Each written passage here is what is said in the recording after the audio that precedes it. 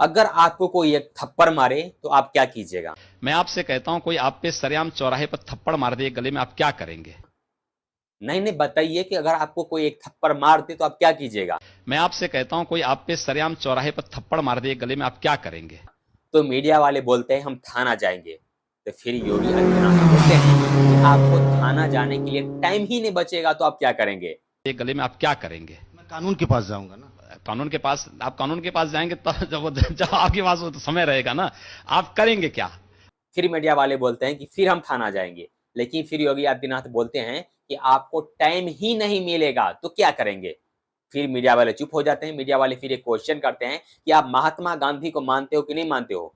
तो फिर योगी आदित्यनाथ बोलते हैं कि आपको अगर कोई थप्पड़ मारे तो आप क्या करेंगे? क्योंकि महात्मा गांधी का असूल था, एक गाल में कोई हमको एक थप्पड़ मारेगा तो हम दूसरा गाल भी उनको सामने कर देंगे। लेकिन योगी आदित्यनाथ उस मूड का इंसान नहीं है। योगी आदित्यनाथ का कहना यह है कि अगर हमारे घर में या हमारे प्रदेश में कोई एक मर्डर करता है तो हम जाकर वहां पर 5 मर्डर करके आएंगे, और यही हमारे प्रदेश का नियम है और यही हमारे नियम है। लेकिन लास्ट में योगी जी क्या बोलते हैं, खुद थोड़ा आप सुन लीजिए। क्षमता नहीं होगी, आप कमजोर होंगे तो आप भाग खड़े होंगे, आप घर में भी नहीं बताएंगे किसी ने मुझे मारा है, मैं जानता हूं। तो फिर तो लोग कहेंगे कि आप कानून बनाने वाले सांसद उकसा रहे हैं।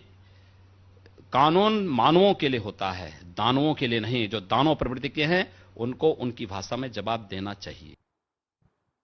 हाँ, तो यही योगी जी बोलते हैं कि अगर आप में हिम्मत है तो आप वहीं पे निपटा के आ जाओगे, अगर आप में हिम्मत नहीं है तो उस चीज को आप वहीं पे दबा दोगे, या तो अपने घर वाले को भी इस बारे में नहीं बताओगे कि हमारे साथ मारपीट हुआ है या हमारे साथ गाली गलौज हुआ है। अगर आप में ताकत रहेगा तो अगर आपको कोई एक थप्पड़ मारा है तो आप वहां पर 10 थप्पड़ जड़ के रिटर्न आ जाओगे और अपने दबदबा बनाए रखोगे। लेकिन यही हाल हुआ है, आपको पता है यूपी में योगी जी के घर में ही इस तरह का कांड हो गया सत्यनारायण दुबे और प्रेम यादव के बीच में। आपको पता होगा कि सबसे पहला जो आरोपी है, आपको पता होगा सत्यनारायण दुबे के जो बड़े लड़का है, जो कि आपको बहुत हलचल आज के डेट में करके रखा है और सामने से बोलता है वो भी बंदा योगी आदित्यनाथ की तरह कि यादव परिवार को पूरे खत्म कर देना चाहिए या नहीं तो हम उसको गोली मार देंगे। वही बंदा सबसे बड़ा कातिल है। लेकिन किया क्या है सबसे बड़ा गेम यहाँ पे, ये प्रेम यादव को सबसे पहले ये बंदा मारता है, जान से मार देता है, गर्दन काट देता है उसका। उसके साथ में उसकी मम्मी भी रहती है, उसके पापा भी रहते हैं,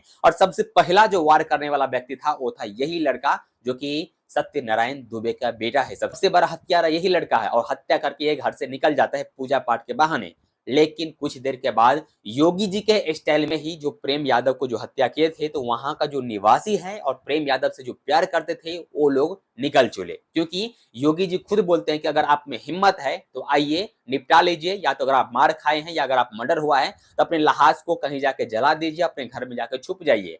लेकिन योगी जी का कहना यूपी वाले सब मानते हैं। जैसे ही प्रेम यादव को हत्या हुआ वैसे ही पूरे गांव वाले उलट के चले गए और उनको एक के बदला 5 लाश गिरा दिए। उसके बाद हुआ क्या, ये हुआ कि अभी प्रेम यादव के घर पे पूरे छापामारी हुआ, उनको फैमिली को भी जो है पूरे तरीके से हाइकेज कर लिया गया है। इसके अलावा अभी वो उनको मीडिया में बयान भी नहीं देने देते हैं। अभी अब आपको पता है कि आज ही के डेट में उनके घर के ऊपर जो है बुलडोजर चलने वाला है, यानी उनको घर को भी तोड़ा जाएगा और घर जमीन भी मपाई हो चुका है। और जमीन कैसे मपाई हुआ है पता है आपको? रोड के थ्रू जब शुरू किया गया था और खेत में घुसा दिया गया था, यानी खेत में जो अभी है धान बुगा हुआ है किसान के द्वारा, उस धान को ऊपर ऊपर नापा गया है। आप अभी बताइए कि कहीं करी नीचे होता है, कहीं करी ऊपर होता है, कहीं करी फिर से नीचे जाता है, फिर कहीं ऊपर जाता है, तो जमीन कैसे होगा? वो भी ऊपर नीचे ही मपाया जा रहा है ना। यानी यहाँ पे 1 से 1.5 करी का जो यहाँ पे चोरी किया गया, वही 1 करी जो उनके घर में घुसा दिया गया,